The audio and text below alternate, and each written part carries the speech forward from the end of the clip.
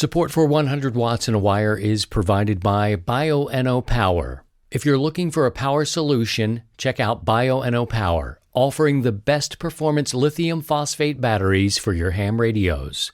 Visit bioennopower.com. That's BIOENNOPOWER.com or contact dealers nationwide.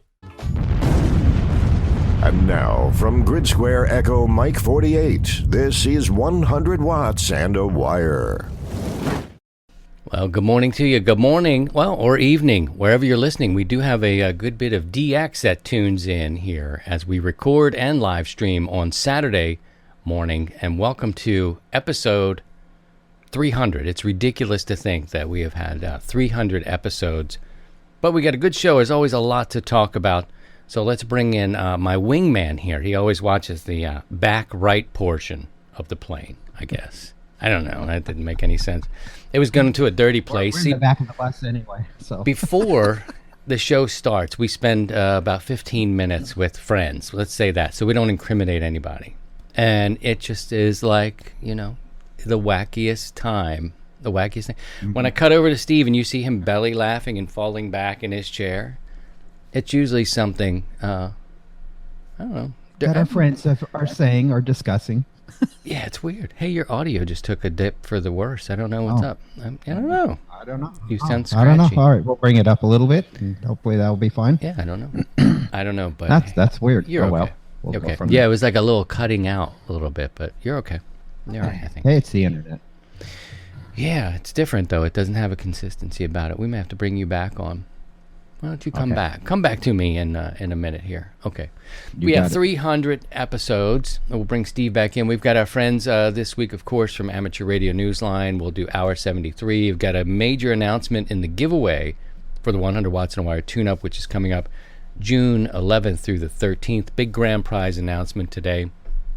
And I don't know. I didn't think too much about the 300th episode. It just has come up to, you know, to being a thing. It's kind of crept up, and it doesn't seem like we've done 300 episodes, but I guess so. And probably an anniversary coming up here too. I think it was in June of 2015, later in the month, when it kicked off, and so many great people have come through, and big interviews. I remember interviewing K3LR and just being like, wow, this brother is on a different level. I mean, he was, you know, I've never even been out past his place, but I've seen the towers. I know his past, and we had a great conversation just about how towers and tower safety. And, you know, I remember asking him what tool, you know, most important tool going up there, and, you know, kind of challenging him to think outside of his, you know, because a contest station of that size, I mean, the work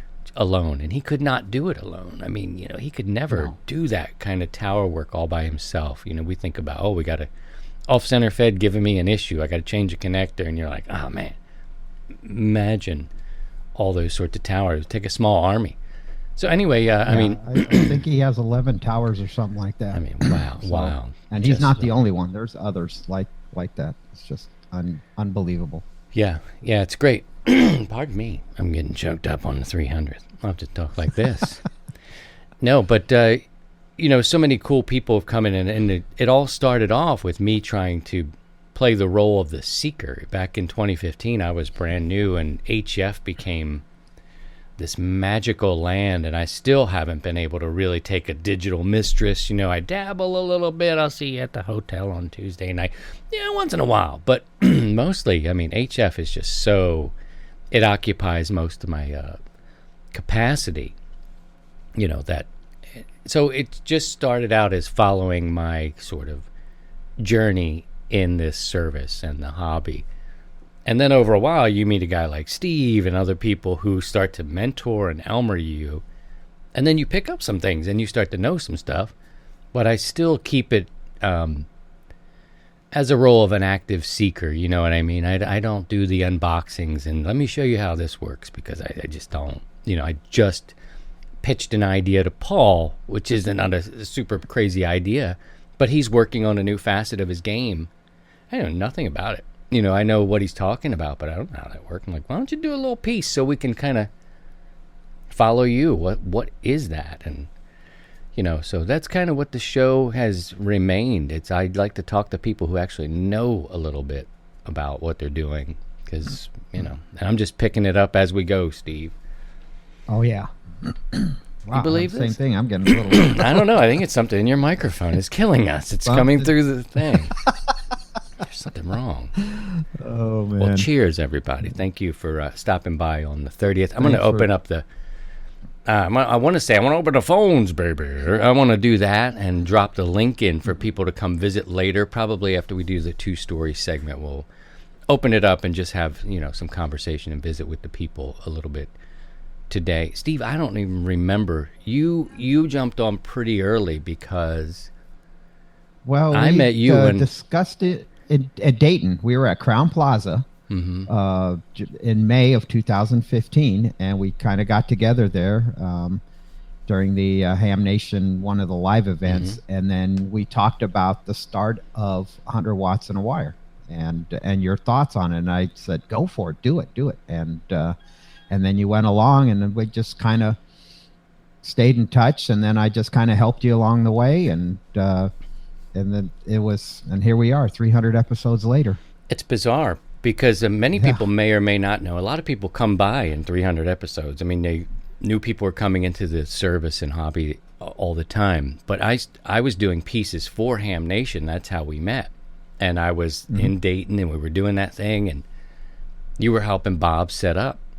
And, I remember stabilizing his camera, and people were telling me, and people asked, have you thought about doing your own thing? And I'm like, yeah, I mean, I have thought about it. I'm an audio guy and outside of radio, and kind of missing the freedom that broadcast radio would give to me. I was like, yeah, and I got an idea, and I think, and so it kind of branched off from doing stuff on Ham Nation to starting this audio-only podcast, and then meeting people along the way.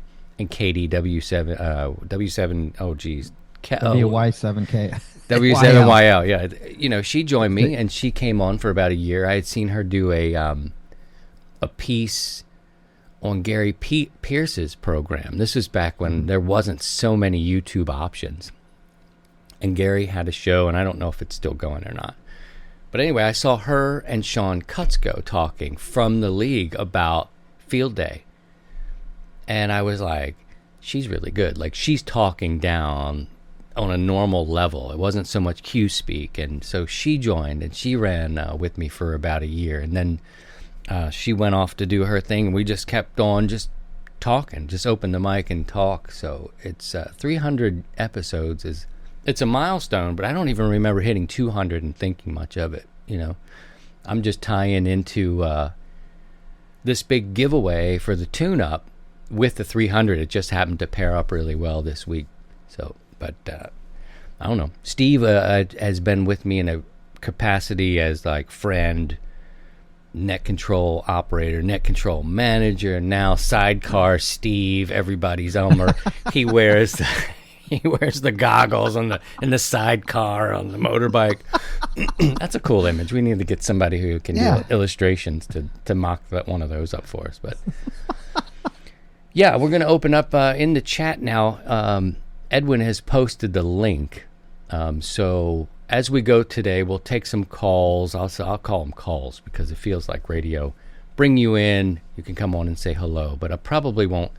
It'll be another 10 or 15 minutes before we can get to some calls. But look in the chat. This is where you'd want to look for that. And Edwin's just posted it in there. I think I can do it too.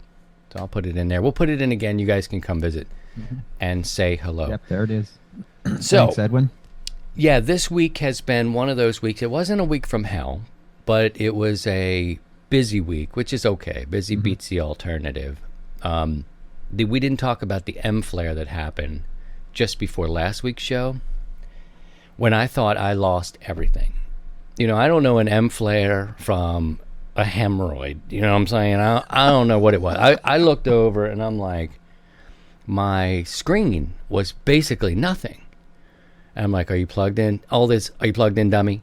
Are you this? Are you that? I'm checking the SWR. I'm like, it's actually good. I did find an antenna issue on 20 meters, which was sort of incidental to this. I'm like, I'm going to switch over radios. Did I push a button on this radio?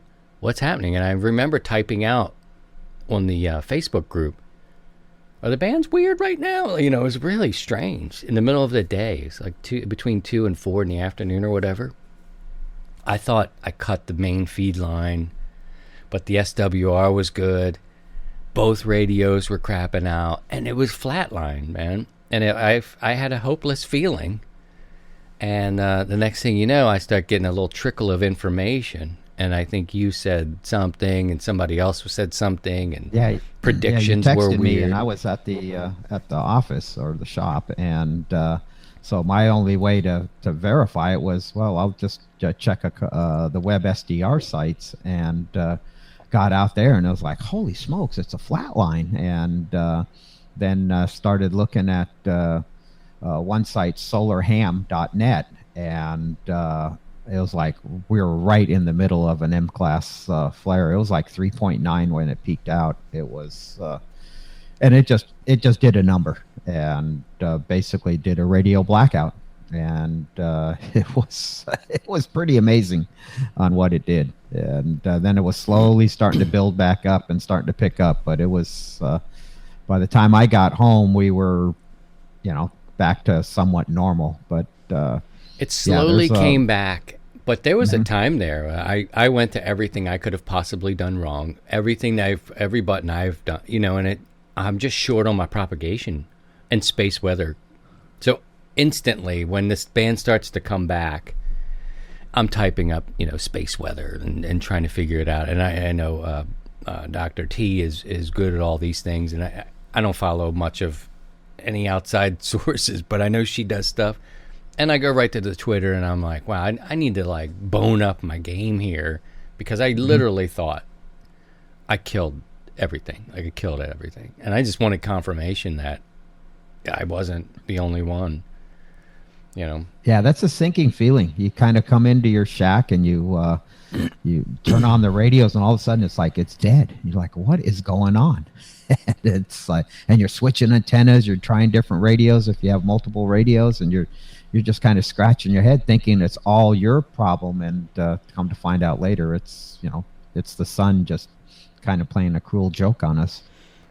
It's just fascinating. And what does that do to emergency communications? What does that do to us? You know what I mean? And the sun's going to do what she wants to do to us. I mean, all heads must bow, every tongue must profess. The sun will do what she's going to do, and I need to bone up on that game. I just do. I think I'm going to have to bring in some other propagation experts. I got a really good book back here, but words are just words when you don't understand. I need a good teaching, good fundamental, a good foundation in that kind of propagation and that sort of, I guess you'd call it space weather, and what that does to you. Scares the bejesus out of me. I can say that with great comfort. We've got a little bit of time. We can reminisce about the 300th. I don't really have a favorite. Some people ask what were your favorite shows, and they just kind of roll off. And there's a time in there where I was recording at 5:30 in the morning on a Monday, because it was best for what I could do. It was quiet. My kids were younger, of course. And I'm like, okay, I'll record now. I'm awake. Let's just see. But favorite, I used to... I enjoyed going to Dayton and going portable and doing remote stuff. I wasn't live streaming, but I could go gather audio, and I did that and interviewed a lot of different people. Just they're all there, and then just your run-of-the-mill, regular, everyday ham, just like us, but without a show or maybe an unknown personality and just seeing what those people, what they like, what they're into, what they're looking at.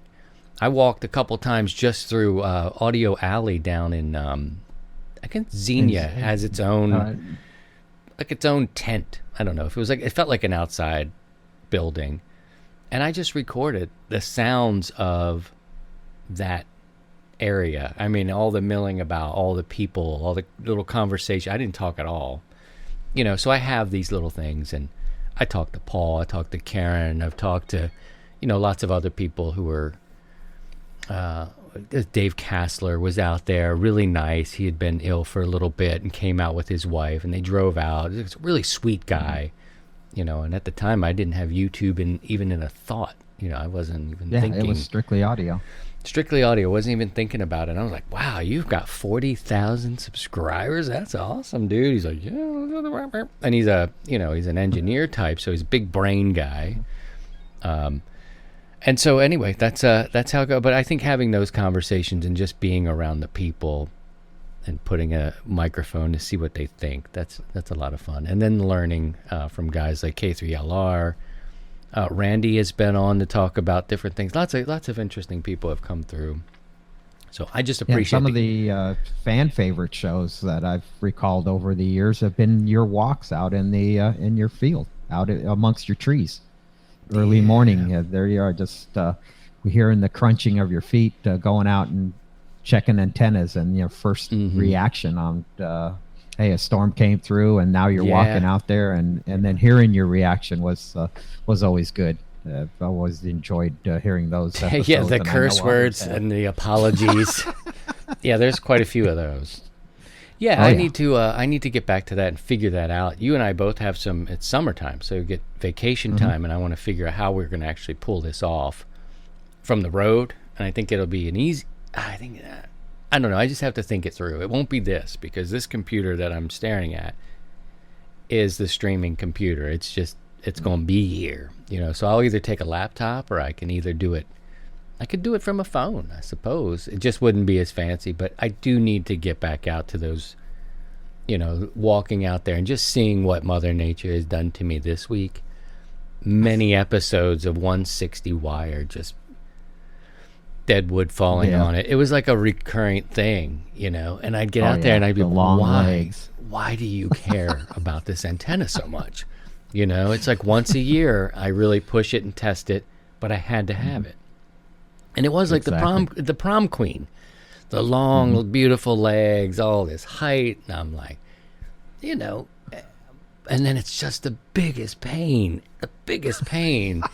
And, it just resembled my teen years or whatever, is chasing this band and falling in love with it. And then like looking over there and seeing 17 meters and going, well, you're cute. I like 17 meters. Screw you, 160. But I could never let it go. I was just constantly repairing all that wire and whatnot. But anyway, so it really creeps up on you, like my grandfather said. Literally on his deathbed, he was turning 90 years old. And 2 days later, he passed. But we went to see him. And his comment was, where does the time go? You know what I mean? It was like, it just, before you know it, you look up and, man. Well, it was 2015 when all this started. That just seems like yesterday. And look where we are. Yeah. 6 years later. Hopefully I've learned some things. Hopefully you guys have learned some things. But most importantly, forget about all the guests. Of course, the sponsors who have been with us. ICOM's been with us since the beginning. LDG Electronics has been running with us for several years now, and much love to them and anybody. Bioenno Power is, of course, a sponsor, and they're enablers. They're enablers who kind of keep you going and help you. But it's the people. It's really the people who send you the things, and every once in a while you'll get a letter that says, thank you for what you're doing. And then that's the most part. It's not an ego trip for me. My ego days would have been in Philly, when the numbers are like nothing you could ever achieve in this realm. So those were the days where, if you're going to feel inflated and like you think you're something big, it would have come there. But even still, that was later in my career. So it's the people, though, that come and hang out and spend their time with you or even care. There's so many other options, and there's a lot of good stuff out there. So the people really are why, I'm doing it. I get a little bit for my soul. It's like watering my plant, in your soul. I know I'm pushing up on our 2 stories time. I'll get there, but it gives me what I need as a broadcaster, but not the ego trip. That and I started off, Steve, you might remember this. I would say if 500 people, I remember saying this to Katie, if 500 people find it and stick around, I'll keep doing it, and next thing you know, I'm like, okay, we hit that mark. What are you going to do? And then at some point you just stop looking back. And this was the audio side. It was like, they're there. Mm-hmm. So let's go cook. I have to be a cook. So I'm just reminiscing, but this is how our conversations go on this here program. But thank you to the people who are here now, listening, who will still only listen. The people still love to take the show with them and are just pleased that this is an added addition. You get to see a little bit of us and you get to see a little bit more, but the audio audience is still very deep-rooted, cutting grass, traveling, treadmill, that stuff. So thank you to commuting the people. Yeah, yep. They like it, and they can listen whenever they want. This is harder. To make a schedule for Saturday morning, and I get it. I totally get it. Let's take a break, Steve. We'll dip you into the space with the people. We'll come and we'll talk about a couple stories, and I'll see you on the back side of that. So stay tuned. We'll come back with 2 stories next. Back to Net Control with Christian, K0STH. Brothers and sisters, let's talk about the 100-watt ID. Very easy to get. None of this costs you a thing. But it is fun to have your own, and here's how you get it. Visit 100wattsandawire.com. Click the Gathering tab. Here you give us your name, your call sign, and your email address. Very simply put, an app will sequentially issue your ID, and a very busy human will send you that ID through the email. Then you can use it during our nets and operating events, share it with your friends, do whatever you like, but that is how you get it. Visit 100wattsandawire.com and click the Gathering page. Now let's get back to the show. The Kilo station again? Kilo 0 Sierra Tango Hotel. You're 5'9". Right. Brothers and sisters, this is the portion of our program where I invite my brother and my sister from Amateur Radio Newsline. We get together and we talk about 2 stories. One of these stories you should have heard about this week, and one maybe you wouldn't get a chance to hear about. So I welcome Karen Eve Murray, the editor of Amateur Radio Newsline, and Paul Brown, who is the voice, or one of the voices, the anchors of Amateur Radio Newsline. And your boy. Welcome, guys. How are you doing today on this early morning? Spring, though. Everybody's got to feel good, right? Yeah. It's nice. It's what is it outside? It's 63 now. What's that? That's my cue again, Karen. No. This is the time. The smartwatch 3 minutes late. Has the temperature on it. Because last week it was like 35 and stuff, and the plants are confused. The fish in the pond are looking at me like, what? Right. But it's been like 70 something yesterday and 60, so it's finally starting to feel like spring. My wife had planted, I think, 70 seeds of tomatoes indoors. We started them early to get them going. Mm-hmm. Yesterday, and we have a decent-sized garden, but we're not farmers at all by any stretch. But 68 tomato plants went into the ground yesterday, and I was telling Steve that. I mean, we're going to have salsa. It's like Bubba from Forrest Gump. We'll have salsa. We'll have tomato sauce, soup sauce, tomato pancake. It was the whole list, and if they do come in, boy, but nothing beats a tomato sandwich. If you like tomato, my vegetarian sister, do you eat the tomato sandwiches? Okay. Oh no, I got him muted. I'm sorry. Okay, go ahead, Karen. I eat the tomato sandwiches. I used to be quite the gardener back in the day before I discovered I don't like bugs eating me with my hands in the dirt. And one of the things that troubled me being a vegetarian was when I had to cut these beautiful eggplant from the stalk. Oh. And all of a sudden I realized I was overcome with guilt. Really? And I apologized. To the eggplant. And that's when I realized it might be time to hang up the gardening equipment. You know, it was getting to me. I had a similar experience. It wasn't when I cut them off. It was when I killed them, when the plant would die. Yeah. And I had so much guilt. But this was my early days of gardening, and I was just like, no. And the shame, like, I'm terrible. Did I kill this plant? Taking the fruit of it wasn't as hard for me as losing You're ripping it. You're ripping a portion of. I don't want to guilt you here, but yeah. I know. Here's I feel something terrible. that'll make There's it worse 68 for tomato you, plants. Christian. No. Christian, we did a story about a year or so ago. I think Mike Askins read it, having to do with the fact that these tomatoes have been known to send each other the equivalent of Morse code. So you're really going to have a problem this year if you look in our archives. And do you see the tomatoes going? Here he comes! Watch out! Keep your head down. He's gonna rip your gonna child from you. Yeah, he's gonna take your fruit off of your. Yeah, forget it. Well, that's good. That'll give me another excuse for the voices in my head, Paul. You know. Yeah. Yeah. Do you grow anything, Paul?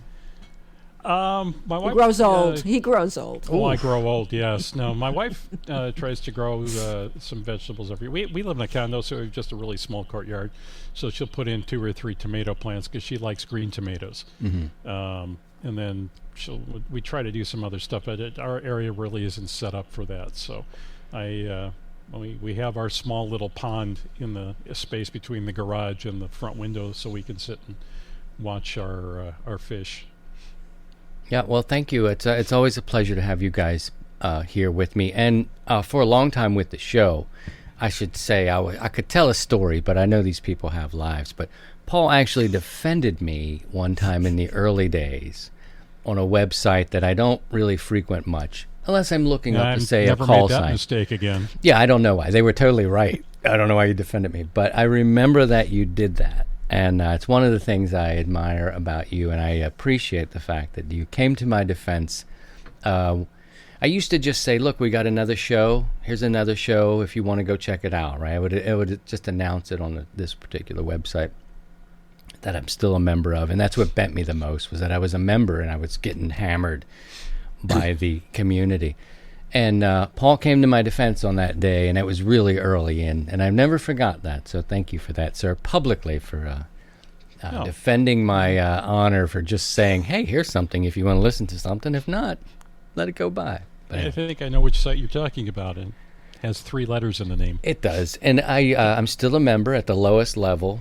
So am I. But because because of that incident, I don't post us over there anymore, and I thought that just took a little too long for you guys to regulate that. But Paul stepped in and did help. Yeah. Sometimes on forums, you just ignore the comments, and sometimes you're like, you know what? If you don't like something, just ignore it. Yeah. Nowadays, when you don't dig it and you give me negative feedback, I'm like, get your money back at the door. Go ahead and get your money back. It's no problem, no hard feelings. It's free. So anyway, we're ranting, Karen. I'm sorry. Go by ahead. the way, that'll serve you well in your garden, because I think your plants are going to be talking dirt about you. This is not going to be a pretty season in your garden, Christian. She's too good. You want negative feedback. You got it from those tomato plants. We had. They're going to throw tomatoes at you. In the office I used to work in, we had a guy who he and his wife had a large garden, and they had zucchini plants that I swear got hit by some sort of weird alien radiation, because he'd bring in bags of zucchini like every 3 days, and some of these were like the size of your arm, and it would just keep growing, and he's like, I have like 3 tons of zucchini in the yard. I don't know what to do with. Well, he let them grow too long. With those, you want them to be at just a small, certain size. Right. Yeah. He let them go. But in his defense, just a couple of days with a zucchini plant, and next thing you know, you're making bread. Which is fantastic. But they grow so fast. You make good soup. That's right. Mm-hmm. That's soup. Right. Well, I know Paul has an appointment to get to, so we should probably talk about our 2-story. I'm just teasing him. Karen, our leadoff story, what did you find that was interesting to you today? Okay, I'll begin by asking you, Christian, what's your grid square? What's your sign? Kilo Mike, Kilo Echo, what is it, 48. Kilo Mike 48, I think. Kilo Mike. Okay. Maybe that's not right. Echo Mike 48. Jeez, Earl says it in the opening, and now I've spaced. I didn't know you were going to it's in your opening, and I thought of that immediately when I came upon this story. Jim Clary, ND9M, has spent a month activating grid squares that are nothing like yours or mine. They are what they call rare grid squares, wet grid squares. That doesn't mean they have a problem. These are the dry grid squares of the United States. This map, Jim was kind enough to send me. These represent grid squares he has worked or made a contact on. At some point, he's trying to confirm some of them.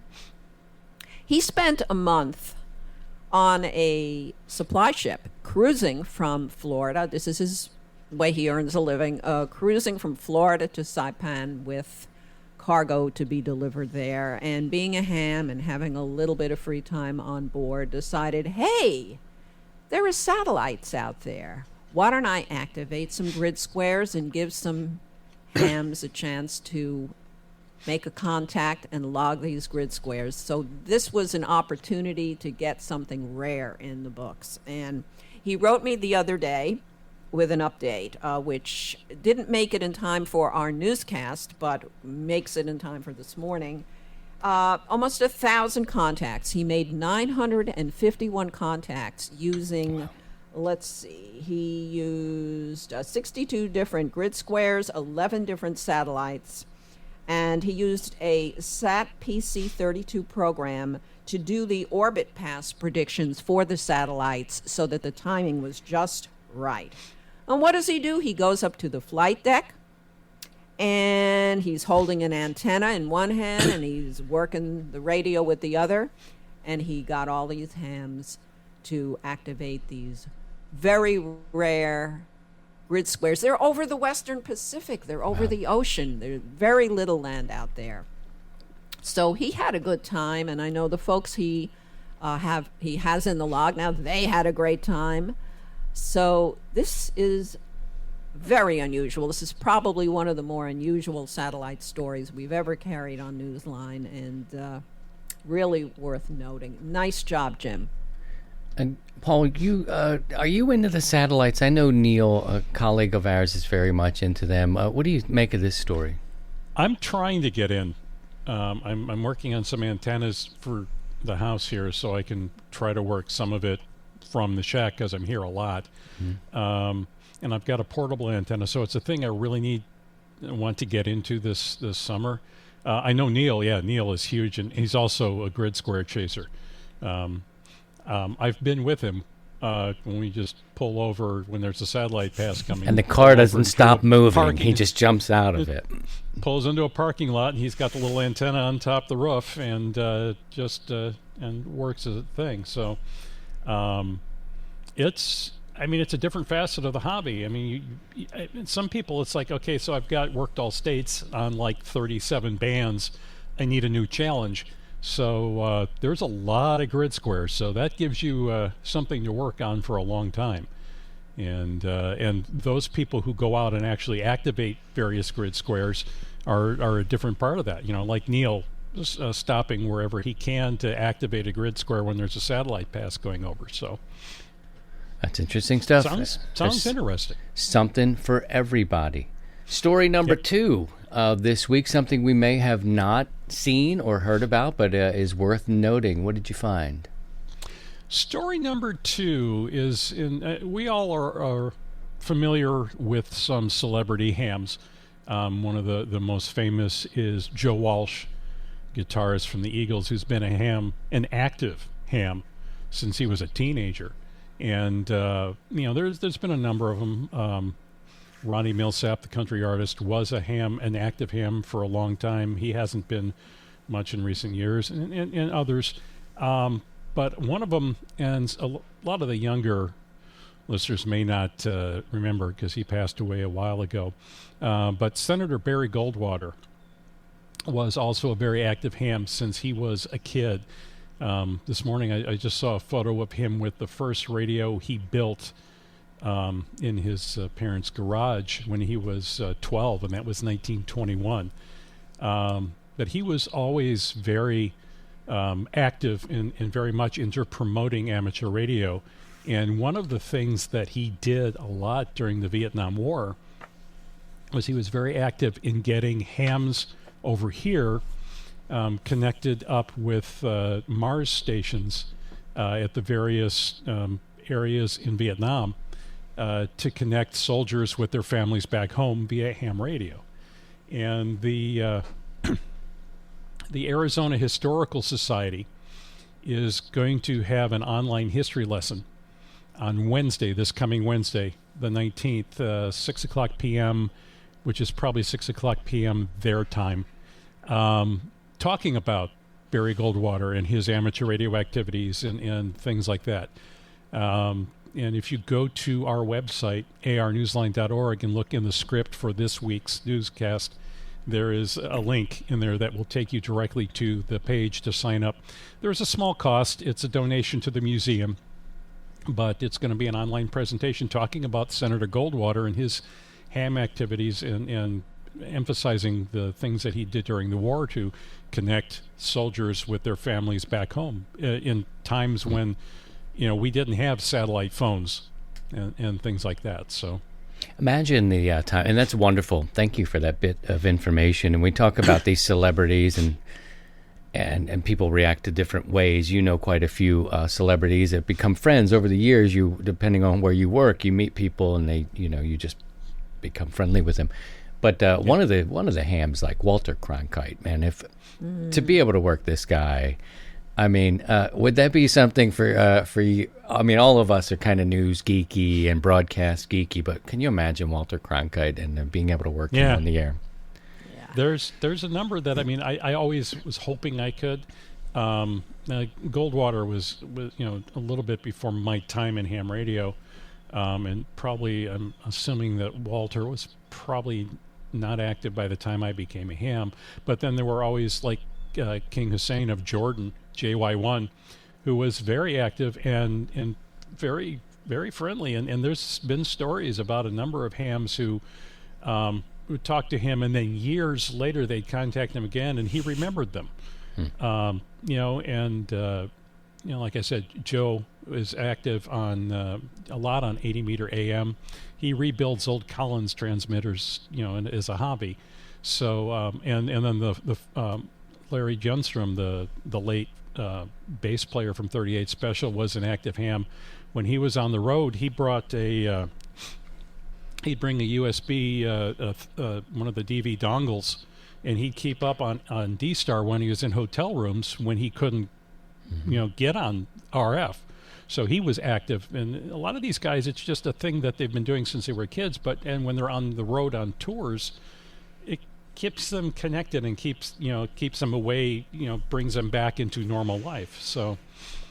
And I know we're talking about a different man here, and I'm bringing up Walter Cronkite again, but as I've got my news friends here with me, it shows me, like myself, and I'm not putting myself on his level, I'm just putting us all on a broadcasting level, his interest in how the other side of the microphone works, how the engineering works, and that's kind of what brought me to it. I've always had an interest in radio, but have been on this side.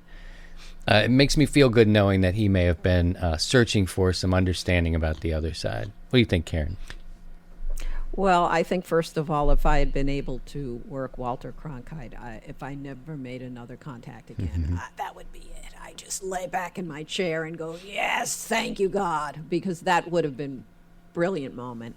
I think you're right, though. A lot of us are drawn to amateur radio, even those among us who do it for a living. It's not about that. It's about the radio part of it, very much so. And there is still a lot out there who, can't get enough. You get home from work, and what do? Get on the radio. It's like you spent the day on the radio. Yeah, but now I'm spending the night on the radio because it's radio. It's what we love. So I think having an appreciation of Walter Cronkite is a good thing. Having an appreciation of what Barry Goldwater did is especially important because he wasn't just on the radio for amateur radio. He was in Washington, D.C. for amateur radio. And I'm hoping that the program will touch on some of the work he did on Capitol Hill with laws, communication laws, and other things that helped shape the hobby, because the legacy of that is what we are dealing with now. So he was popular for many, many reasons, and I think his work in Congress was a big part of that, Yeah, too. I can't imagine his conversations he had on the air when you'd be getting somebody who would want to talk about politics and how he would balance maybe that, or maybe he'd Yeah. used it as a platform. I don't know enough, but Well, yeah, and I Can you think imagine a lot- giving? Yeah. I think back then, though, there really was.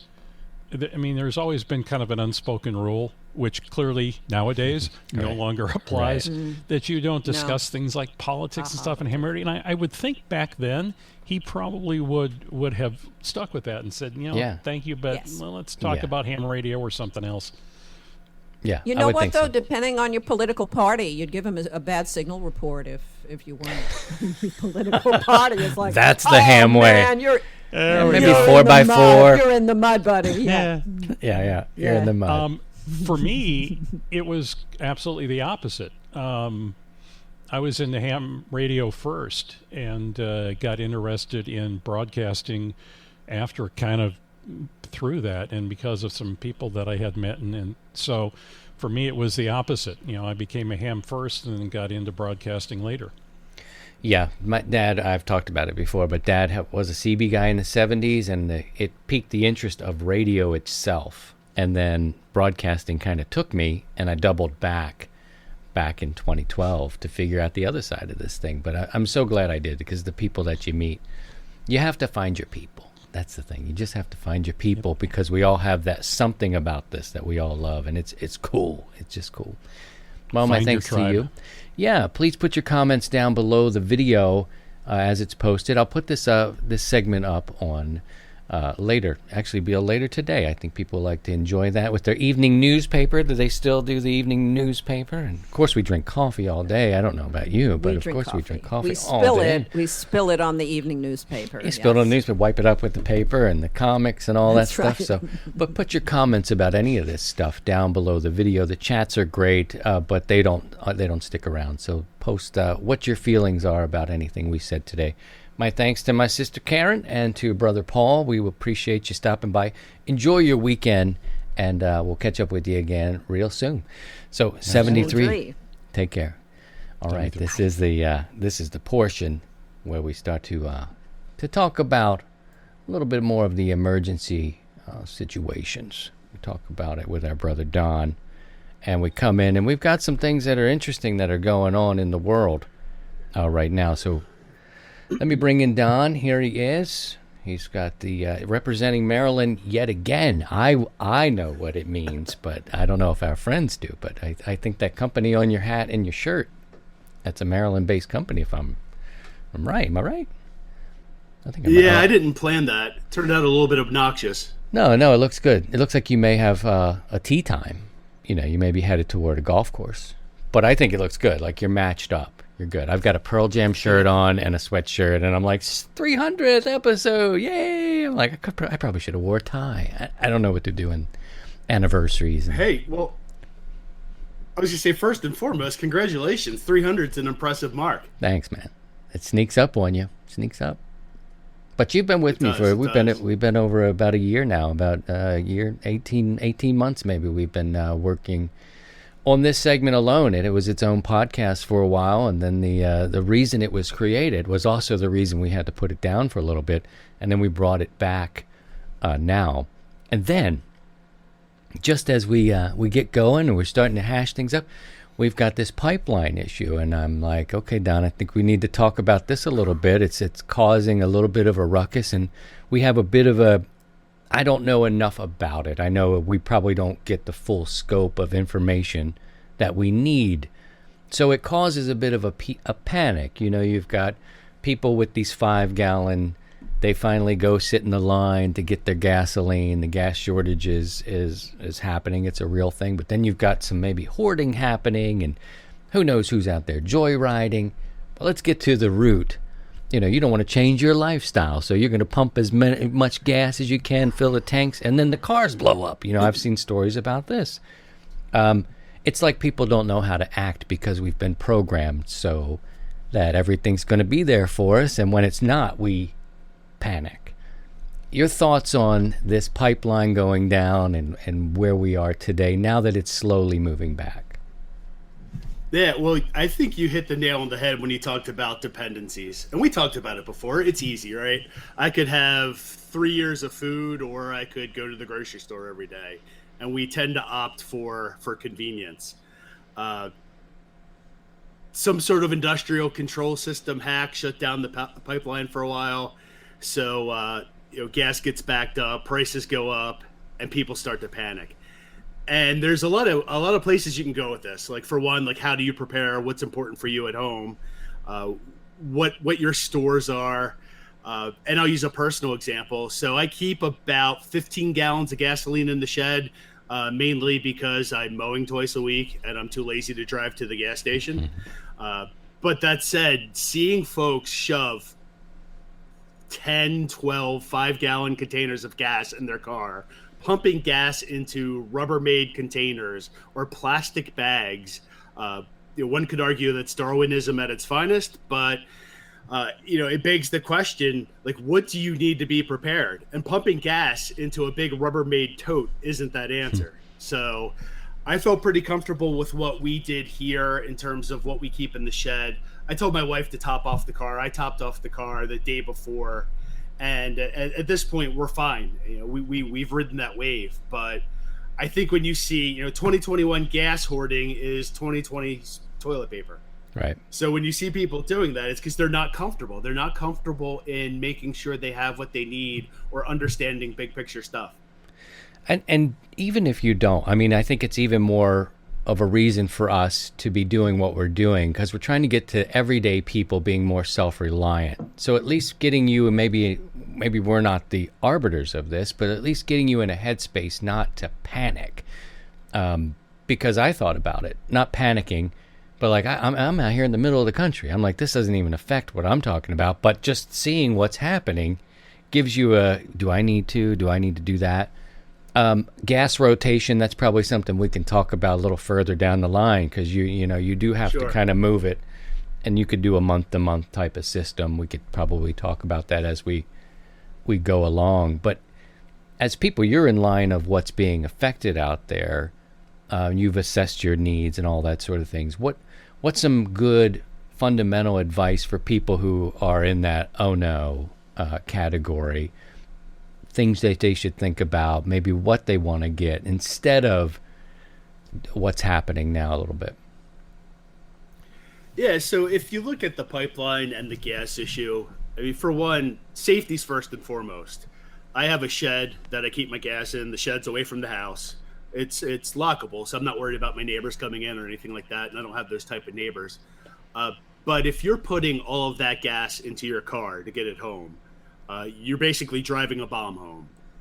If you're storing it in your garage or something attached to your house, you're exponentially increasing your risk of burning your house down. So if you think about what you need, so for me, I set the stage talking to you about my mower, right? So I've got 15, 17 gallons of gas in the shed for my mower, all my power equipment. I've got about 10 gallons of diesel because I have a compact tractor that I use around the house. Don't keep it anywhere near the house. It meets my needs.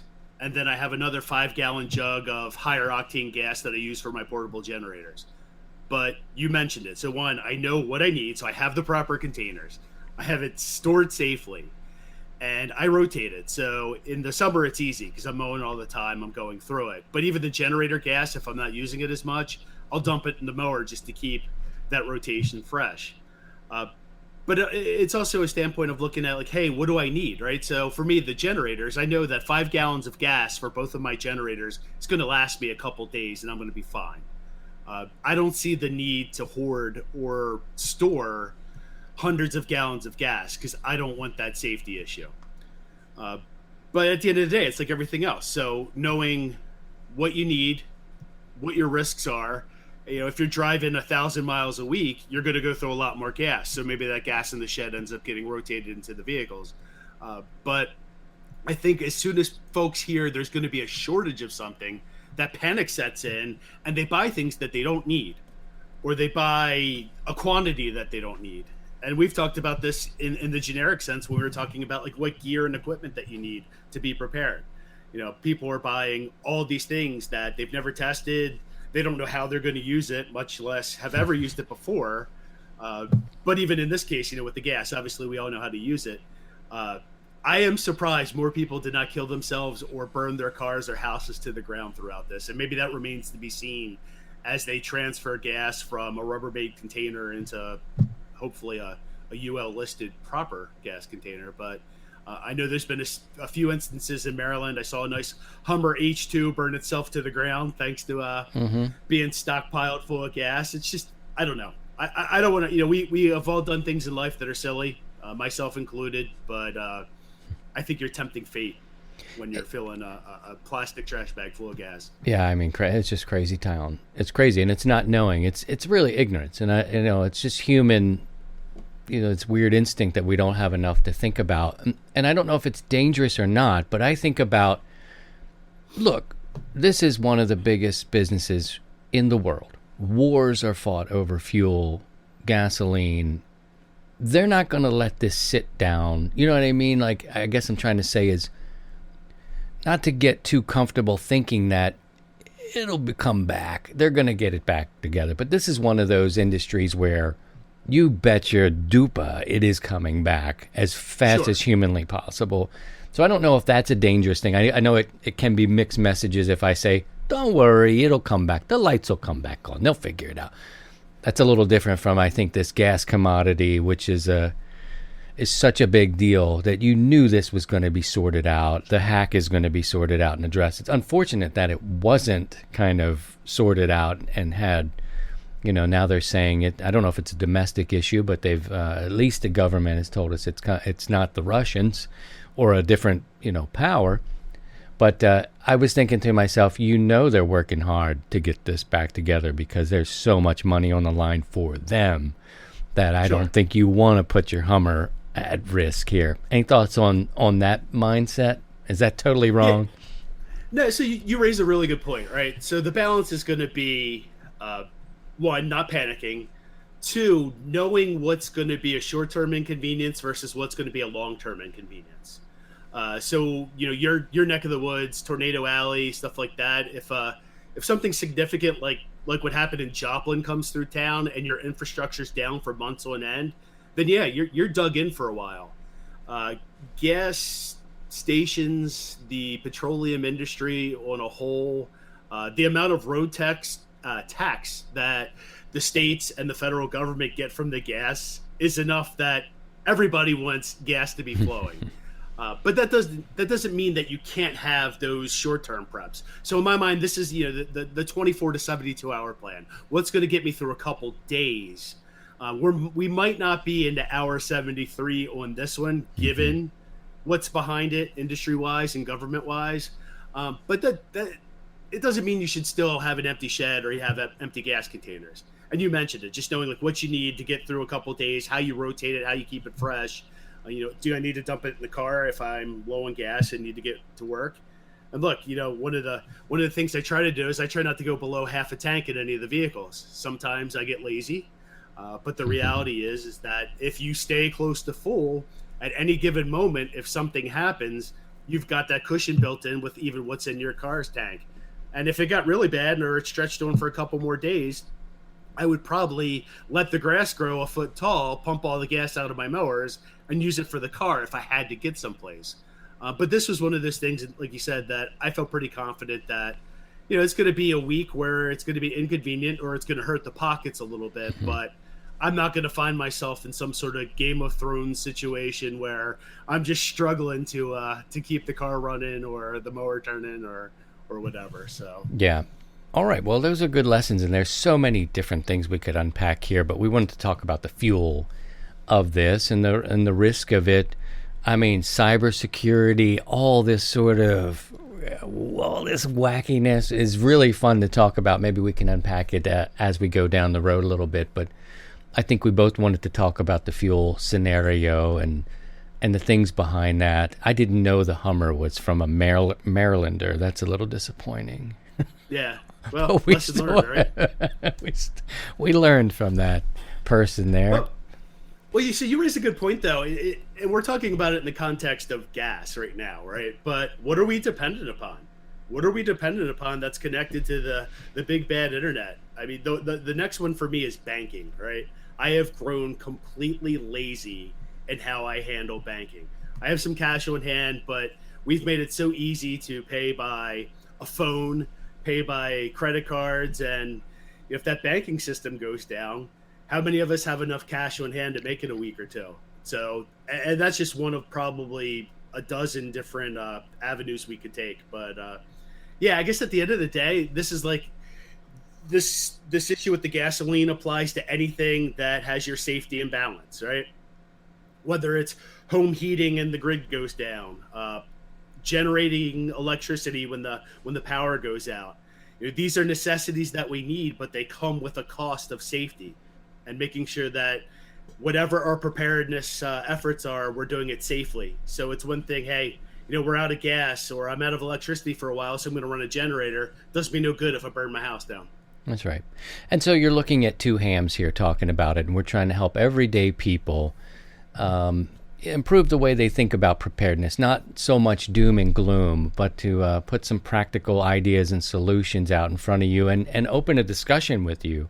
I know that's important for both of us. So this segment usually is taken and posted on Wednesday. I encourage all of you to put your comments below the video, and then we can bring them back and talk about it. The banking thing. Boy, you opened a can of worms. My Polish grandmother, she's from the old school. She would tell you she had the money in the pillowcase, under the bed, in the walls, wherever she had it. Had no trust. And she wouldn't recognize our world today, where they can say, oh, here's your Biden bucks or your Trump ducats or whatever they would call them, right in your account. And, oh, you owe us a little money. That's what scares me about that. So that's a good topic we should put on the list, too. Yeah, and I'd love to hear what people say. I mean, we talk about it a little bit offline. I feel comfortable in the domain for the things that I've done around my house, the things that I've dealt with professionally. But I know there are a lot of your listeners out there that are doing some great things in terms of preparedness. And whether it be military experience or just living in remote areas, and that's a way of life, there's a lot of expertise around here. And I'd love to hear what these folks are doing.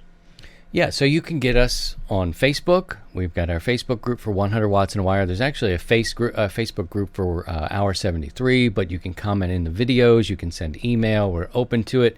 And we want to create a dialogue because as 100 Watts in a Wire itself, and as I mentioned in the beginning, I'm not the one who should be teaching you how to do all this stuff. Frankly, I don't know it. And you may have some, it's never been based on, hey, let me teach you how this works. And it's true for us, although I think Don is a beast. Creating a dialogue and things that we may not be thinking about, and where you live is definitely going to be different from where we live and what we know. So by all means, put your comments down below.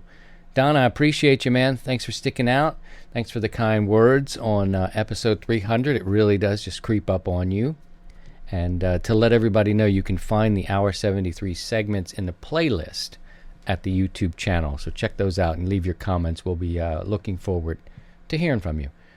Anything else, Don? What did we miss? You got to cut the grass with all this gas you've got now, right? Yeah, at some point. Or my shed's going to explode, right? Yeah, get it out. No, I'll just reiterate the conversation. Like I said, I'm pretty comfortable in my domain, but there's some places where I'm still not comfortable in terms of preparedness. And I like hearing and seeing what everyone else is doing. Especially when it comes to planning ahead, some of the gear you might use. I suspect we're going to have some pretty good conversations about gear at some point, but we will save them for the next time. So for sure, congratulations again. Here's to several hundred more. Thank you, sir. We will talk soon. All right, I appreciate you, man. Have a great weekend. Best to the fam. You as well, sir. Okay, 7-3. All right, there you go. There you go. Steve-O's back with us, and. Yeah, there's so much to think about with fuel and how all that situation went down. And, of course, it didn't affect you and I and our geographic position. But, boy, did it affect a lot of other people. I mean, from Texas up to New York. That's a big one. If I recall, this pipeline went from the Texas area all the way up to New York, and it distributes about 50% of the fuel along the East Coast. So it was a shocker. I think the company paid about $5 million for the ransomware. So yeah, yeah. I've got young kids, and I'm like, maybe that's and they're into the coding and all this sort of stuff, and this is too sophisticated for their minds to think about. But these hacking, these things, these big-brained people who are hacking in, and ransoms and stuff. They're saying they didn't pay a ransom, but who knows? Who knows what really is, what really went down? But man, it's a whole new world. Wars in a lot of areas are fought in the digital realm, and that banking comment he made about, that's something else. That's when they can take that money, when your Biden bucks go right on in, and then you owe a little bit. I'm like, I don't know if I like all this. So convenience has made us a little. Yeah. Anyway, we need to talk about how's everybody doing in the chat. I want to wave to everybody. So there was a few comments about, hey, I'm trying to connect, and all of them are getting connected. Just think of it like the phone line. The phone is ringing. So the phone's ringing. Wait, I see a couple of you guys there. I see you there. There's people there, and Christian will bring you in, and a little behind the scenes, I got disconnected, and then I was like everybody else, waiting to get reconnected. Were you waiting in line? Oh dear, that's bad. I was How'd you get disconnected? I don't know. It just when you drop Paul and Karen, I went, boom. Oh no! Bye-bye. Apologies. Yeah, I want to leave a little space, and I'll put this in here. I don't know how many we'll get to do or who even cares about coming by, but I'll put it in here as we talk. I do want to talk a little bit about the grand prize, because we know we've got the tune-up coming up. And let me see if I can bring this up here without wiping everybody out. Okay, there's me and Steve-O. You ready for it? We may as well just say we have so many great prizes, and you can find them at 100wattsandawire.com. And I'll go to that page first, because here's the tune-up, guys. I need you to make an appointment for this, because this is the biggest one yet. Every time, I don't know how we'll ever go beyond what we're doing this time around, but I'm sure it'll happen. If not, we'll figure out something new. But each one has been growing and growing. Tune-up in the spring, Fallout in the fall, right? So we gave away a complete station in the fall, in October, second week of October, usually second week of June here, and it just rolls over. This gives you a little bit more information about what we're doing. When it starts, it's not a contest. There's a point system here. Basically, if you work somebody who doesn't know about 100 watts in a wire, you can teach them about us, talk about the community if you want. But maybe you work somebody with a 100 watt ID, you get 2 points. You need to get to the 25-point plateau. And this is Uncle Steve. Sidecar Steve says, look, people need to have some skin in the game. These people making one contact and submitting that's not enough for the people who are doing 100 or more. So we came up with a point system. It's an honor system. But, you just get in there and you work some contacts. In the end, you'll see all the prizes listed here except for our grand prize, which has not made it here yet because it's a special 300th episode debut. What happens after that weekend? You come back here to the form, fill it out, give us a little bit of information, and you're put into a random drawing. And I've been doing this with my kids. We end up matching up the entry to a number, the call sign. It's random. We give away these prizes. We've bundled some things together. We've given individual prizes to different people. So there's a lot of, a lot of ways to do it. And we haven't really worked through all that, but. And the girls really get into pulling the numbers. Yeah, they were like, cool part. This person needs to win something here. What are they going to win? What are they going to win? Give another thing. I'm like, we don't have anything. I'm like, how about this big fat pencil? Yeah, give them a big fat pencil. Just for playing along, just for doing it. So they're very generous and like, let's keep giving more stuff away. I'm like, baby, we are tapped out. But the big one here that I want to announce, Steve, and I think this is a good one. This is a good one here. This came through just this week, early in the week. We're going to give away a grand prize of an ICOM 705 There it is. Yes. That is the hot transceiver. A lot of you have them. I know a lot of people have purchased these. These are a 5 to 10 watt rig, depending on how you use your battery with it. And you can see there all the uses. 10 watts depending, right? And it's gorgeous. It's a gorgeous radio. I have one here. I'm looking for the time to get out into the field and use it and put it to test. Many great YouTube video content creators have reviewed this radio, so if you want to know what it is, a lot of information out there. My friend Julian has taken this radio out there. Oh, I'm sorry, Steve. You should be on this visual with me. Apologies.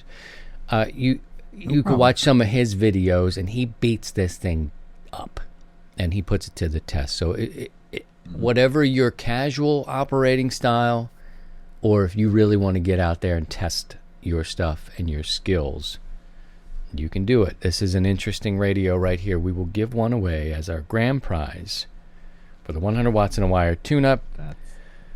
But I think we're doing good. This is a good deal, right? This is a good, Yes, it's not a cheap little radio. Man, it's a great little radio. I've worked quite a few on the air, and the most common theme is if you know how to use a 7300, you'll know how to use this radio. It's almost identical as far as operational issues, and it's just great.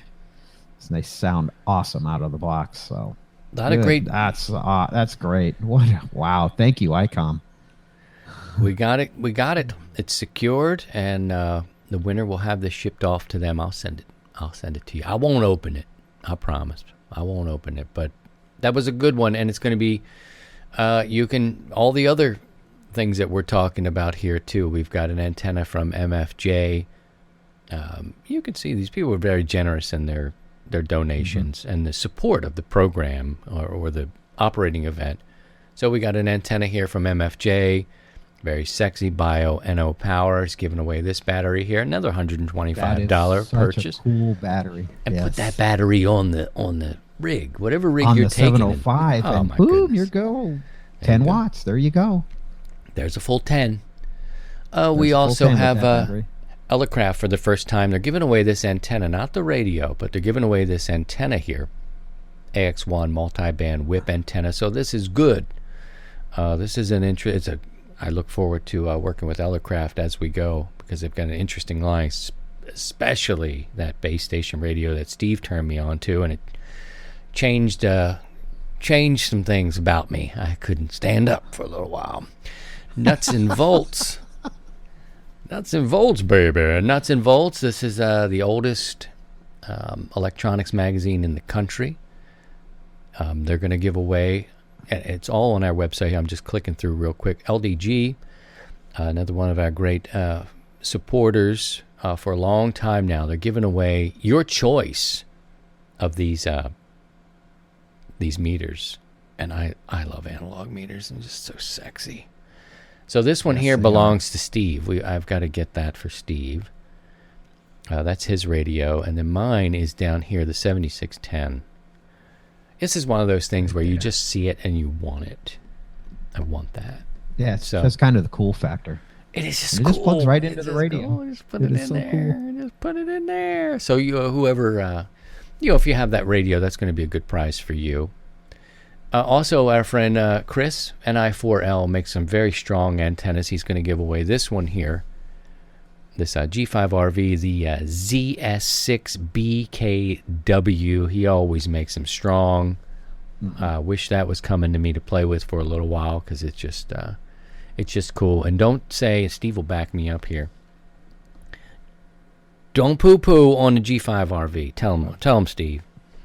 Yep, don't poo-poo. Any wire up in the air is better than no wire up in the air. It's, they're, a lot of people poo-poo the G5RVs, and I'm telling you right now, I've worked a lot of guys with G5RVs, and they've had very, very respectable signals out on the air with just 100 watts. So if that's what you can put up, and that's all you can have up, put it up and go out and have fun, and don't listen to the naysayers. Yeah, it takes a lot to get Steve a little worked up about these sorts of things. And I know, it's a thing for him because he brought it up one time. And it became a whole conversation about people, not treating, that like a be cool with the G5RV people. You hear these weird things and it's just like, oh, stop that. Yeah. Just stop it. We don't need that. Just stop it. Just the whole point is get on the air, and who cares what you're running. Yep. You got to start somewhere. And that's a cool antenna. That's a cool antenna. ABR Industries, Steve, we like them because they make great cable systems. This is the one where they'll give you 50 feet. The winner will get 50 feet of line, and the specs are here. You can get all this stuff at 100 watts and a wire. It's all listed there. Links are there for you to check out. What's cool about this, apart from it's going to work really well, is they put your name and your call sign on the cable. It's like an extra little heat shrink. It's really cool. It's personalized, and it's your cable. We got another. This is a newer prize. Michael, our friend, came in, KB9 VBR, said, I'd like to give away a 2 meter J-pole antenna. That's his thing. He's a J-pole antenna guy. He makes them and sells them. I said, sure thing, man. Get in here. Give me that. And come on the show and tell us how those things work. CQ Magazine. Another thing is, excuse me, that's another antenna that gets bagged on a lot as people go, J-poles. But for 2 meters, I view that as the G5RV equivalent. It's a great little antenna. I've built a few of them. They're great club projects and for clubs to do as a group, and they perform quite well on for 2 meters or UHF applications. So another antenna that people kind of bag on, and thank you for providing that. They're great antennas. Appreciate Michael. And our friends at CQ Magazine, we all know about CQ Magazine and the great products that they put out. It's fun to actually hold them. They'll also give away digital. The details are there. I think they're going to give away like three full subscriptions over the weekend. Very kind. They're very, very kind. And CQ is, it supports the hobby, so you should support the hobby too. But they're going to be giving away copies, and you see they're celebrating the children, they're celebrating the kids. So thank you to CQ Magazine. Here's one of our old friends here too, from PowerFilm Solar. They're going to give away this 20-watt foldable solar panel. This is part, if you enjoy your portable operations, pairing something like this with a Bioenno battery and your portable rig, top notch. This is the stuff, if you dig into PowerFilm Solars, and Steve knows this because we've been running with them for a while now, they shot these things. They put them up and they shot holes in them, and then they tested them. So they are like military type tested gear just to see how they'll perform in the field with gunshots, holes, whatever. Yours won't have gunshot holes in it. But, hopefully.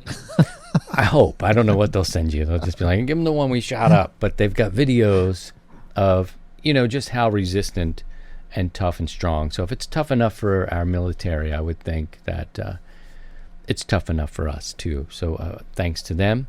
And all the prizes are listed again back here at 100 Watts and a Wire. Click on the events tab and scroll through. You'll see this. This is just an operating event, guys, not a contest. It'll tell you when it comes on.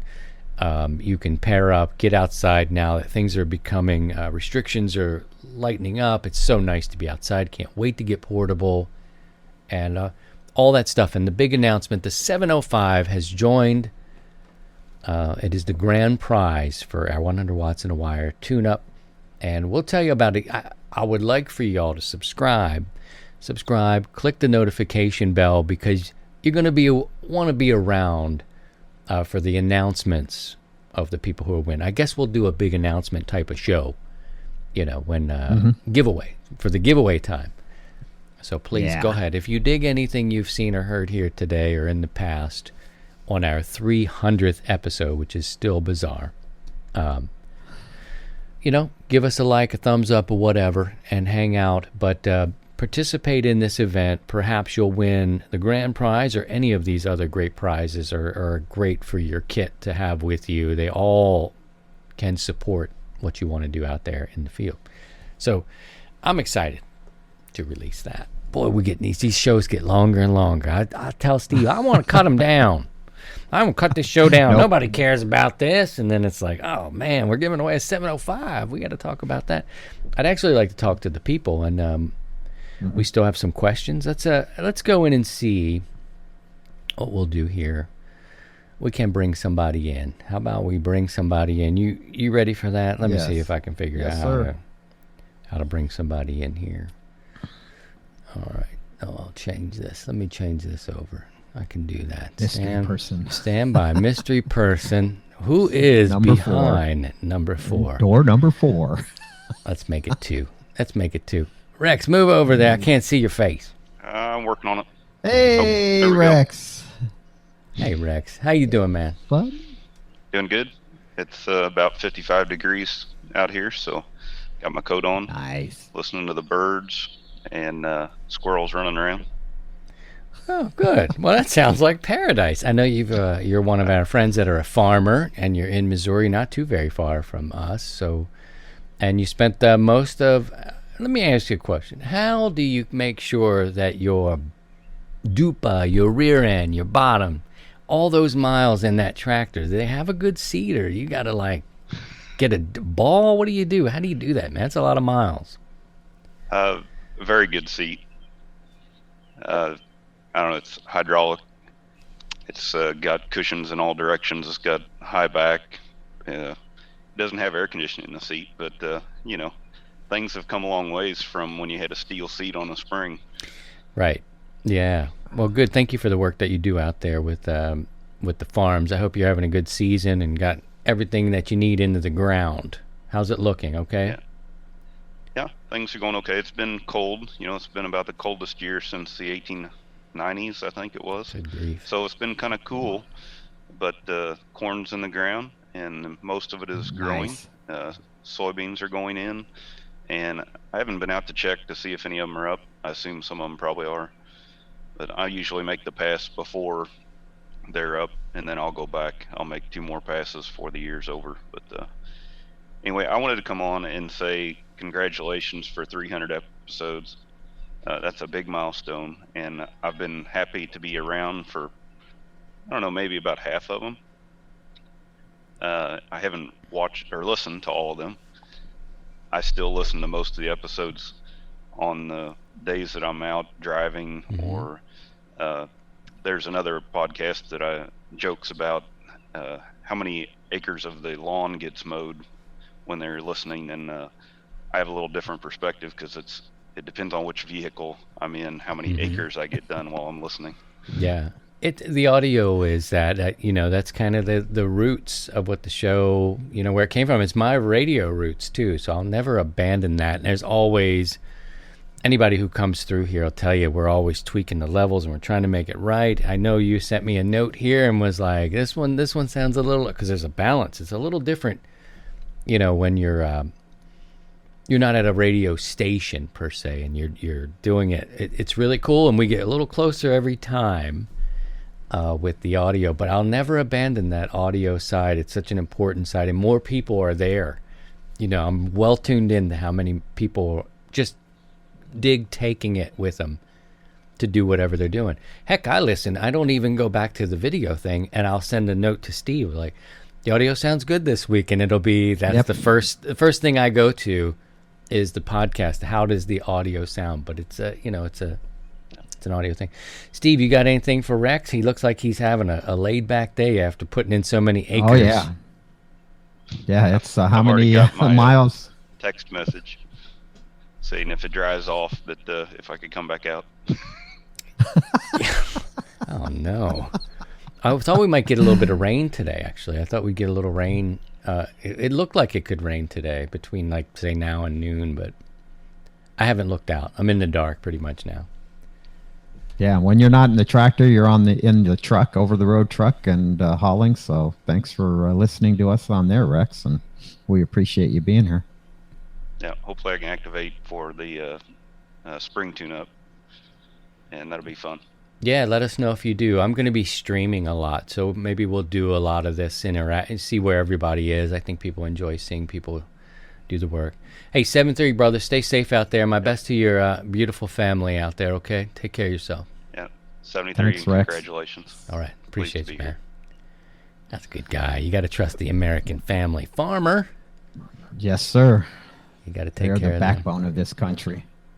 Well, let's see, Steve. We probably got somebody else to talk to. Should we go to the phones? Let's go to the phones. This is some Go deep- to the phones This is on some- line 3. This is DX. We're going to Timmy. Timmy, you're on. Timmy, buddy. Hello, my folks there. There you are. How you doing, brother? It's been a while. I'm fine, and I hope you are fine. 300 episodes. Great. That's Crazy. totally great. Thank you, sir. Thank you. It sneaks up on you. I can't believe it. It's just like, wow. I feel like somebody was. 300 episodes. That's a very lot of numbers and a lot of episodes and a lot of talks. And I had before, as I before said, I had listened to these your episodes far before I did come here on the YouTube side. And Appreciate it. today's weather we have here in Finland, 64.7 Fahrenheit outside there. Oops, let me get you back. Nice. Get you back with us. Very nice. Oh, that's nice. Yeah, you're usually dealing with Yeah, winter summer did come plus. last Tuesday. So just 6 inches last Perfect. week. Yeah, last Friday we did have 6 inches of snow, and suddenly summer did come at the Tuesday. Tell the people where you are. It's up about 75. Let the audience know where you're coming in from. I'm coming from the Finland. My call sign is Oscar Hotel 7 Tango, and my locator is Kilo Papa 43 Oscar Golf. Okay, very good. Wow.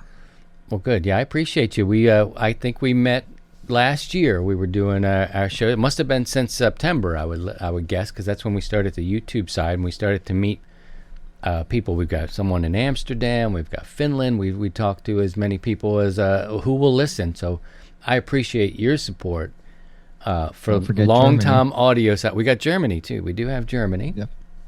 Who could forget? Yeah. Who could forget? What are you going to do today or tonight where you are? Well, under my construction, there is one podcast episode in Finnish, unfortunately, which is coming in a week or later. And I do have a couple of interviews on the week, so I'm pretty busy with my podcast here. So you're doing a podcast. I do a Yep. show. We're probably supposed to do something together, don't you think? Is it because I don't speak that sound fun. language? You'd have to do all the heavy lifting. Doesn't be a problem. Yeah, I can't speak Listen the this. languages you can speak. I have to lean on your Yeah, English. indeed. Listen to this. Taskulähetys. Pocket Broadcast. Täysensendu. All Sexy. 3 languages. That's sexy. I don't need any more competition, okay, to me. I mean, that sounds great. I Once encourage more, you to. 300 episodes. Very great. Congrats for you. I think I'm just teasing. I wish you all the best, and if there's anything that we can help you with your on the podcast side, you let us know. Okay, it's all I will teasing. let you know. I think there's room enough for every. It seems to be everybody is now in the game making content, which is really fun for the people who are interested in the different facets. So there's so much to talk about. Yeah, I think it's great. When I got started, 2015, there wasn't as many people in the landscape, and I was just sticking with audio and this whole world. I'm getting into this far too late. There's some big guns now way up ahead, and I just wave at them. They don't see me. They look, hey guys. But yeah, I am supporting everybody who's making content, because most of the people are doing it out of the kindness of their heart. They're just doing it to advance. I think everybody's just trying to do it. Nobody's getting rich doing it. You know, you do it because you enjoy it. So Yeah, that's And my it- hobby. it's- This is just fun.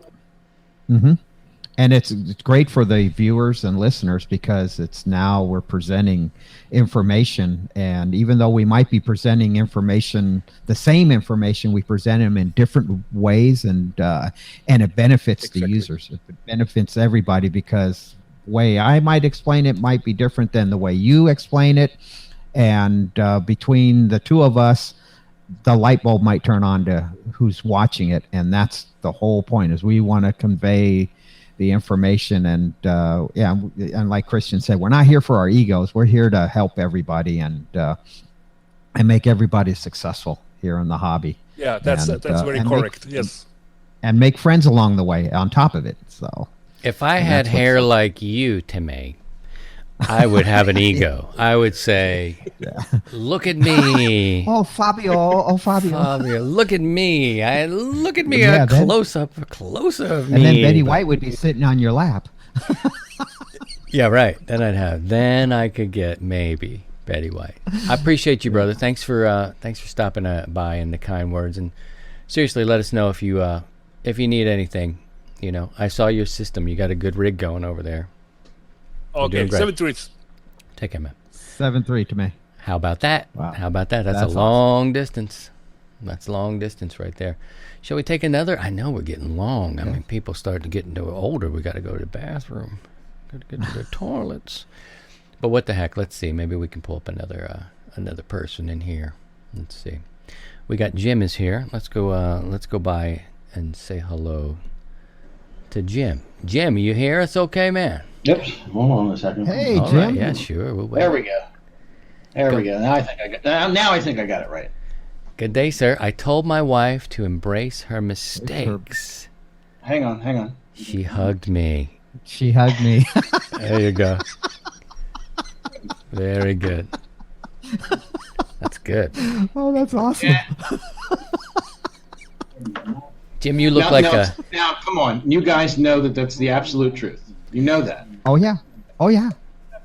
Yeah, yep, absolutely. You look like a ham's ham, brother. You got stacks of gear behind you. There are cables falling from the ceiling. Oh, yes. But you know where everything is, right? Everything that you know where it is. Well, I will tell you that I know where everything is. Okay, well, If you we'll want stick me to with tell that. you that. We'll stick with Yeah, that. Right. that's my story, and I'm sticking with it. Yes, Yeah, absolutely. I had trouble finding my car keys. Especially what yesterday. you tell your wife. You know where everything Everything's is. there. Everything has a purpose. It looks like you do some work. My wife knows that that's a load of crap. Do you like to work on the radios behind you? You like to get in there and play? Mostly what you see, especially above my head here, are motherboards. Computers are what I build a lot. Gotcha. Radios are good. I have that one radio that you can see back there. It's a very, very old radio. It's a project that, unfortunately, I've not had much success with this, so I'm not sure what I'm going to do with it at this point. Okay. All right. You're getting a little loop back. It's probably because we don't have or maybe your YouTube might be open. That's probably what it is. But Yeah, that may be what it is. Let me hang on a That's okay. second. Let me just Yeah, I'm gonna fine. kill that for the moment. That should take care of it. There we go. That's better. thanks to everybody in the chat. I see Paul is in there. Lots of people comment. Marty, hello, and William, Philip. So many different people have stopped by. It's great to see you there. I know we don't get to drop into the chat as much, but maybe tomorrow night as we go to do our net. Yeah, so you were saying, didn't mean to, you like to build computers? I see. Do you do that Yeah, as a most of profession my- or hobby? Well, hobby mostly. I also do computer repair as well. Mm-hmm. That's for a job. As a matter of fact, it just started back up with all the pandemic stuff that's been going on. Right. So I'm finally back to work, so that's good. Oh, good. Oh, that's great. I would remind everybody, since I am one of the ops, I would remind everybody that coming up reasonably soon is 13 colonies. So if you guys are looking to work Delaware, which is where I'm at. Are you in Delaware? Okay, cool. My mom's in Delaware, and I may be there. When does that event start? It's not on the 4th of July weekend. It starts a little before that, right? It is the week. It's generally from the 1st to the 7th. Okay, I may actually be in Delaware, too. So I'll come knock on your Nice. door. There's only like 4 or 5 of you guys there anyway. I'll just look for the towers or whatever. Well, yeah, it seems like that at some point. Yeah, I saw in the chat somebody said that they ordered 100 cards or something like that. My response to that is 100 cards would last me about a week. Yeah, That's- you're busy. yeah. You're DX out there in Delaware, no doubt. But I hope to be there Yeah. during that week. And there's something cool about that. My mom lives in Lewis, the town of Lewis, which is the first Okay, she's kind of Southern city Delaware. in the first state, you know. And it's kind of cool to try to. I was in her backyard. It was a few years back, and trying to get up the coast, you know, and work those 13 colonies. That's one of my favorites, for sure. I'll holler at you when we get It's very closer. busy, especially for me. I mean, I operate on purpose. I operate the event on 100 watts in a wire. That's Nice. cool. The entire Yeah, the entire event, as much time as I can put in, and so far I've managed to do reasonably okay. Okay. Oh, good. But yeah, if you're going to be in the state, you can find my email on QRZ. So kind of let me know if you're going to be around, and maybe at some point. I'm in the northern part of the state. I'm actually about a half a mile below the PA Delaware line. Okay. I'm about 3 miles west of I-95. So. Okay. If you're somewhere near, let me know. Okay, cool. I saw the 3 in the call sign. I'm like, yep, that brother's probably somewhere in Maryland or Delaware, for sure. Yep. Thanks for coming by, Jim. I appreciate you, man. Thanks for the kind words. Jim. Appreciate it. First time I've actually managed to catch the show live. Very interesting show. Have good luck with it, and congrats on 300. Thank you. Cool. Jim. Appreciate and you. have fun on the operation there with 13 colonies. We'll be looking for you. Oh yeah, I'm always busy. Always It's busy. got to be busy, man. Delaware is great. Oh, yeah. When I was in Delaware, I had a hard time working Maryland, of course, because you're so close. But shooting up the coastline, it's a good feeling to kind of be in Delaware, not just even for as rare as it is to hear as many Delaware stations on the air, but to kind of be in the thick of it. The first state, there's a history there. It's a cool feeling. Anyway, All right.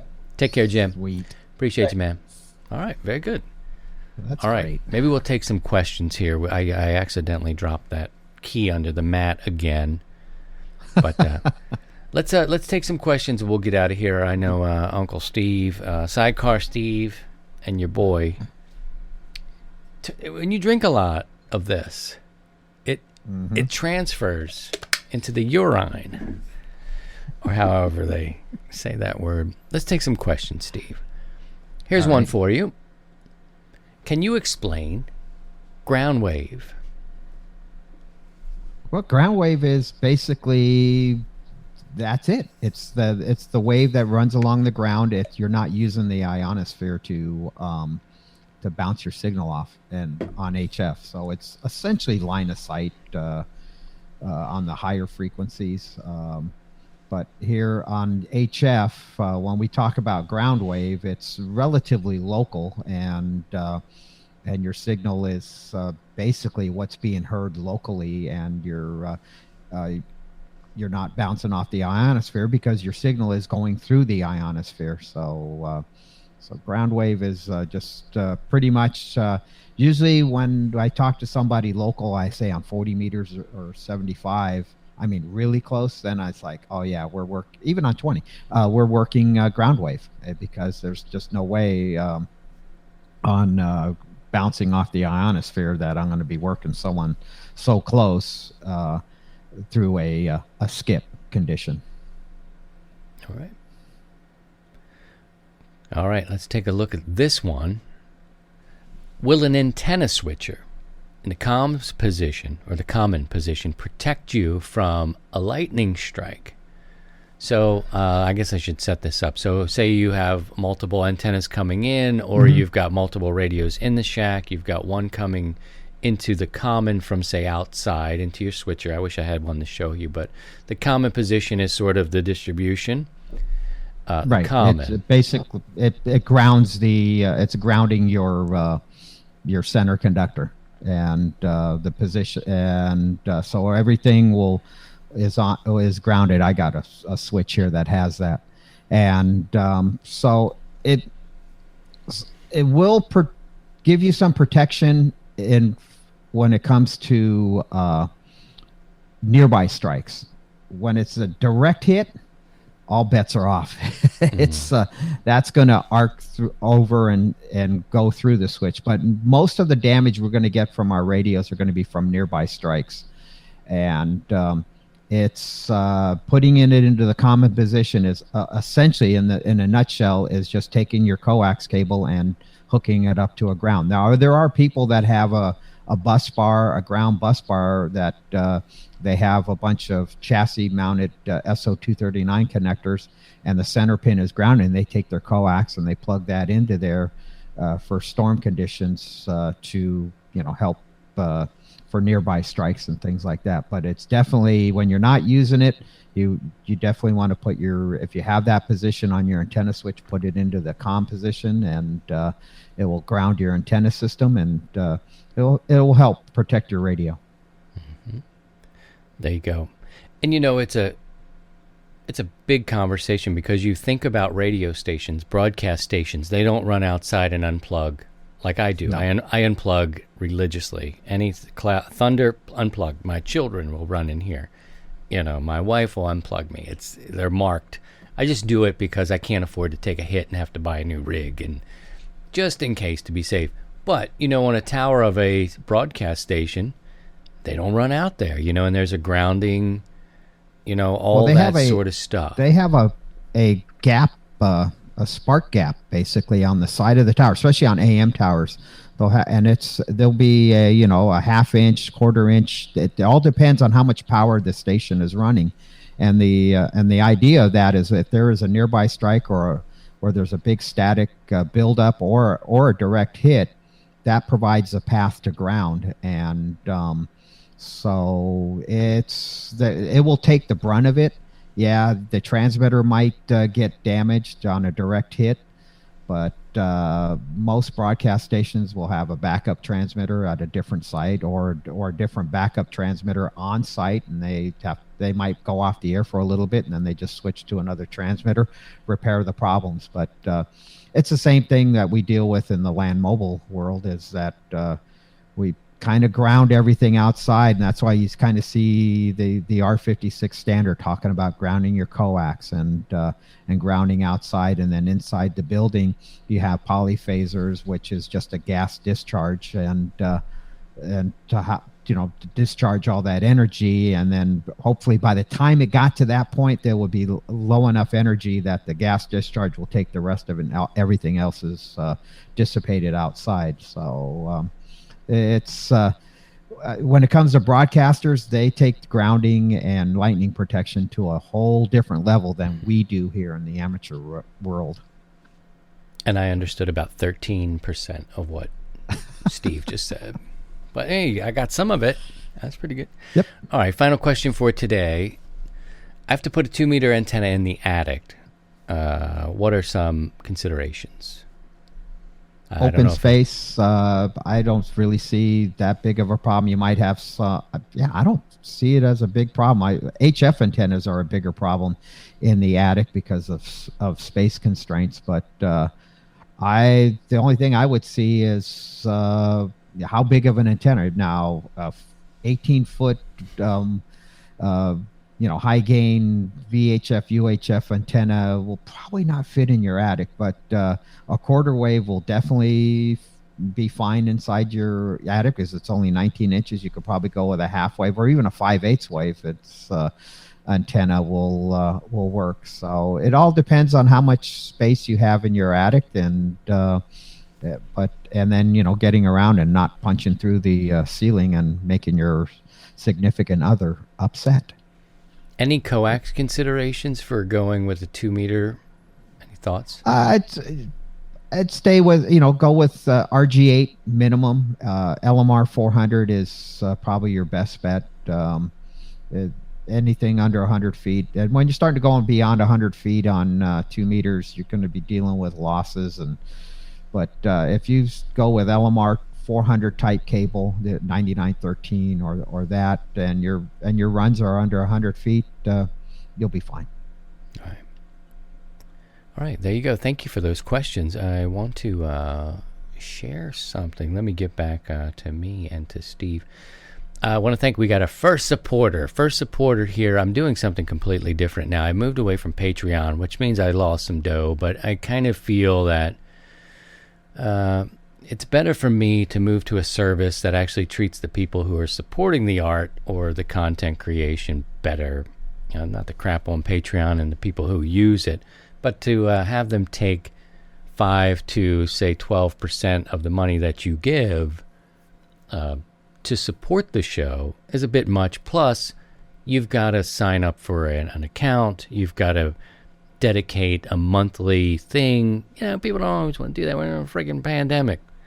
So Anyway, I've switched to a new thing here. So you can literally just buy me a cup of coffee. We could even substitute bourbon or one of those beers that Sidecar Steve, Buy me an IPA. Uncle Steve Buy likes. me an IPA.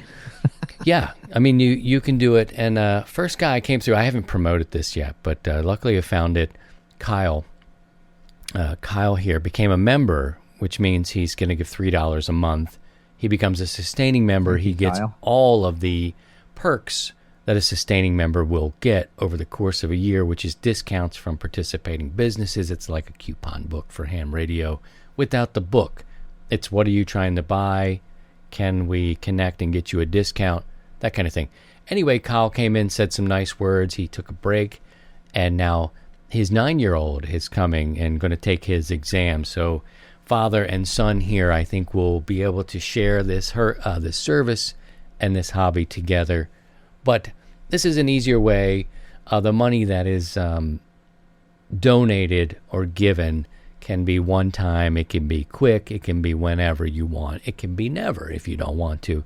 But I want to handle sustaining memberships specifically through this platform now. No fuss, no muss. You don't have to set up an account. None of that. Give if you want. Don't whenever, however. But you won't have to set that thing up. And 12% of, $5 is, it's ridiculous. So Patreon's just sort of moved away from what I used to dig about them.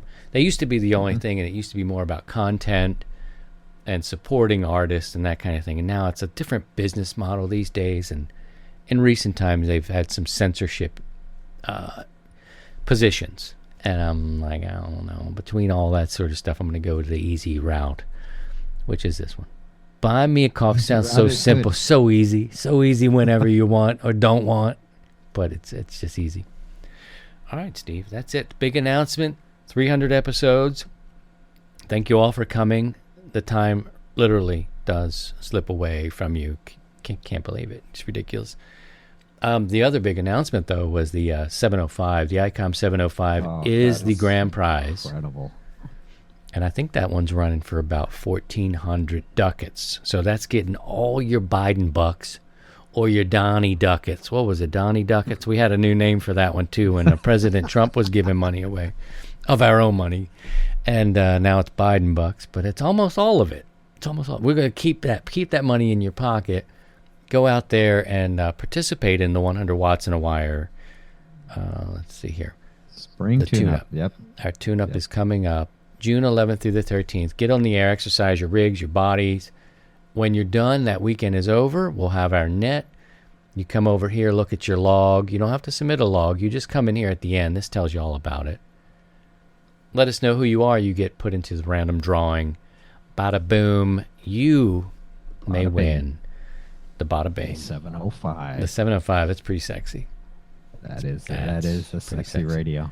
And thank you, ICOM, for donating that. Yep. There we go. We did it. I think we fooled him again, Steve. The show gets longer and longer, and we get winded. I think we're becoming two old fogies who have to just keep talking. But we had some people here, and it's always good information, I think. And next thing you know, you're deep in it. You're deep in the stuff. Exactly. And don't forget to join us on Sunday evenings on the nets, HF nets, and we'll be. We're back. We took off. We're back. We took off Mother's Day in honor of our mothers and wives, and so we'll be back on the air tomorrow night, 0100 hours, I think it is, Zulu, at 5 p.m. West Coast time, 8 p.m. East Coast time. Look for us on 20, 40, and 75 if we got the gang together. Yeah, Uncle Paul may be out. I got a note from Uncle Paul. Something's wrong with Paul's rig. He's got a... He has a TR relay problem in his amplifier, so I don't know if he got that repaired. Haven't heard back from Paul yet on that, so it could be minimum 2 of us, if not 3. I want to run. I think I need to run. I may run a little bit today too. It might be a separate stream, but I got to stay sharp too. Like all these fun things are coming up, these special events. I need to keep working your ear. You got to keep working. So So I think I'll run tomorrow night, but look for us. It'll be a live stream again. You're welcome to join us. And I think that's it, man. I think that's it. I mean, you talked a lot. It's a little much, and it took up more time. Just kidding. My thanks to you, Steve, for running for so long with the show and constantly, for whatever reasons, coming back. But I appreciate you and all the support and guidance. And now he's everybody's Elmer. I'm sharing him. Sidecar Steve, Uncle Steve in the sidecar. Please, somebody come up with that animation of me on a motorbike and Steve next to me with big goggles and like an antenna. I'm thinking of that dog with the goggles and the ears flopping in the back in the sidecar. That's the picture that comes to my mind right now. But, sidecar Steve. There he is. Uncle Steve in the sidecar. There we go. I dig it. Some of these things stick. We got to be careful with that. Thank you, David. Thank you, everybody, for coming by today and hanging out, because I know they get long and you got things to do. I like to break them up. Later in the day, I'll take the Hour 73 piece. We'll post that up during the week. The questions that Steve and I do get broken up. We post those up separately during the week. The 2 stories, that gets broken up. So you're just watching. I accidentally said the sausage being made, and people were like, "Oh, no, I don't want to see that." That's a terrible comparison. So I say donuts or cake or something more pleasant to watch happen. But this is the show and the content and how it's created, captured, recorded, and then it gets distributed. We appreciate you more than anything over the time. The people are really what make you what you are, and that's something that I learned in the broadcasting side. It's about the people. Your management could be crazy, the whatever outside noise. Your coworkers will be crazy. Coworkers can be crazy. But it's all about you, the viewers and the listeners. Thank you very much for being here. If it wasn't for you, we won't be here. Yeah, there's no reason to be here. Exactly. If that's not for you guys. Appreciate it. Take care of yourselves. Look out for each other. And by all means, if you can, please try and stay above the noise. 73, Steve. Take care. Thank you guys for 300. Appreciate you. See you tomorrow. To join the 100 Watts in a Wire community, visit 100wattsindawire.com.